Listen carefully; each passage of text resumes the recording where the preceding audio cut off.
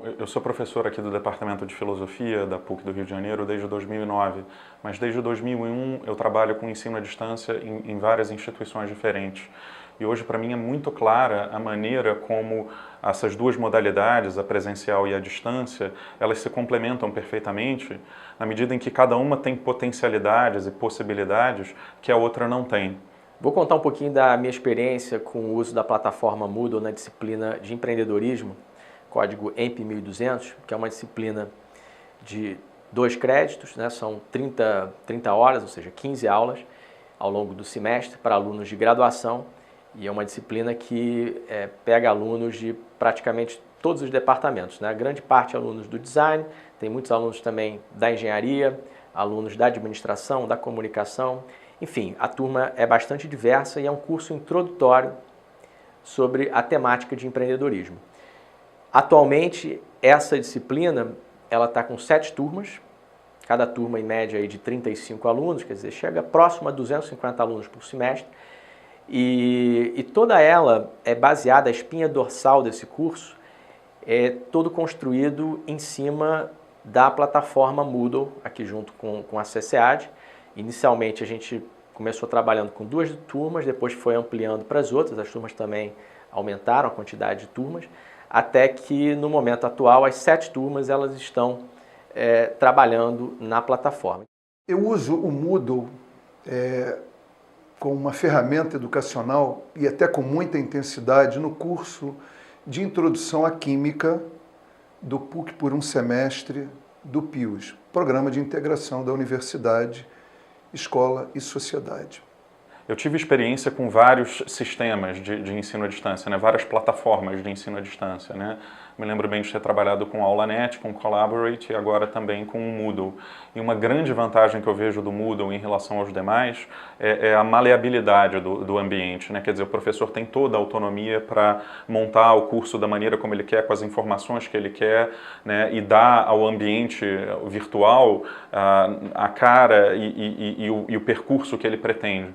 Conforme você vai, eu pelo menos fui ganhando experiência no Moodle, né, nas ferramentas que tem ali dentro, as possibilidades, você começa a ver, você começa a ganhar produtividade. Você incluir um recurso novo começa a ficar muito fácil, muito rápido, uma coisa meio que automática. Então você pensa ali na pedagogia de uma próxima aula, eu queria inserir determinada ferramenta, você já bota, ou seja, você não depende de um agente externo, né? Eu sei que a CCAD até ajuda muito nisso, mas você não depende mais, você começa a assumir a rédea de construção daquele conteúdo digital. Os recursos têm que ser utilizados de acordo com as especificidades. Cada turma, cada curso, cada objetivo, eu vou usar aquilo, eu vou procurar otimizar aquilo que é de fato importante. Poderia criar, por exemplo, um banco de questões. Quem sabe, no futuro até eu crio um banco de questões. Poderia fazer um mecanismo de avaliação, que não é difícil. Para mim é bastante claro assim como o ensino à distância abre a possibilidade de uma série de recursos, né, tanto para o aluno quanto para o professor. Por exemplo, uma possibilidade que está sempre aberta no ensino à distância é de debates que possam ser mais detidos e mais elaborados com a participação de todos. Numa sala de aula presencial, numa aula que demora 2 horas, não é viável que todo mundo se expresse, que todo mundo exponha uma opinião, porque existe esse limite de tempo. Mas, por exemplo, num fórum de discussão, esse limite não existe. Também numa sala de aula presencial, normalmente assim, só os alunos com mais iniciativa ou os mais extrovertidos acabam falando, ao passo que, por exemplo, novamente num fórum de discussão, é possível que todos os alunos se expressem e que o professor tenha acesso às ideias de todos eles, né, que são possibilidades que estão fechadas no ensino presencial. Vamos pegar o caso aqui que eu uso do Design Thinking. Eu não dou aula de Design Thinking, porque a gente usa muito Design Thinking, mas isso é um conteúdo que já está disponível na internet. Tem vídeo do cara que inventou Design Thinking, que é muito melhor do que eu explicando Design Thinking. Quer dizer, vamos aproveitar o vídeo dele, né, e aquilo é um input para o aluno entender Design Thinking. A gente não vai usar o tempo de sala de aula para estudar Design Thinking ou para eu explicar Design Thinking, porque, né, já está dado isso daí através do conteúdo digital. A gente vai, quer dizer, isso substitui a sala de aula? Não, de jeito nenhum eu acho que substitui. O que vai acontecer é que na sala de aula a gente vai ter a chance, né, de inverter a função ali da sala, quer dizer, ela não é mais uma aula expositiva para esse tópico, ela passa a ser uma aula de discussão. E eu acho especialmente que a combinação dessas duas modalidades potencializa muito o processo de aprendizado, né? Torna as coisas muito mais agradáveis para o aluno e para o professor abre possibilidades maravilhosas do ponto de vista pedagógico. Né? A possibilidade de combinar conteúdos em vídeo, com discussões em fórum, com todo o material que está disponível na internet, né? Com a possibilidade da organização assíncrona, né? Sem exigir a presença de todo mundo na sala de aula.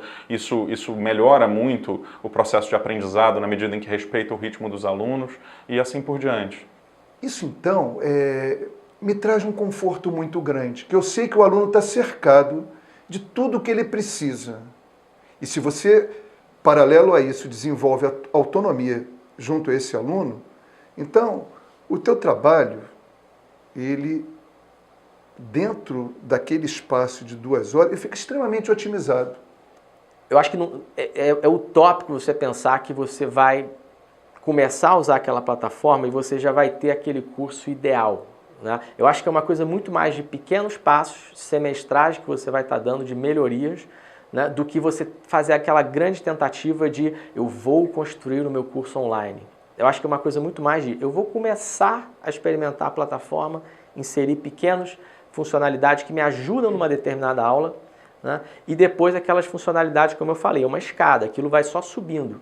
Você trabalhou uma aula com mais recurso digital, uma outra não, mas amanhã você já tem aquela pronta, pode construir a seguinte. O livro já foi pele de carneiro, já foi rolo de papiro, né? Virou o paralelepípedo de papel, pode virar o Kindle, pode virar o PDF, pode virar ainda uma outra coisa que a gente nem imagina, sem deixar de ser o livro.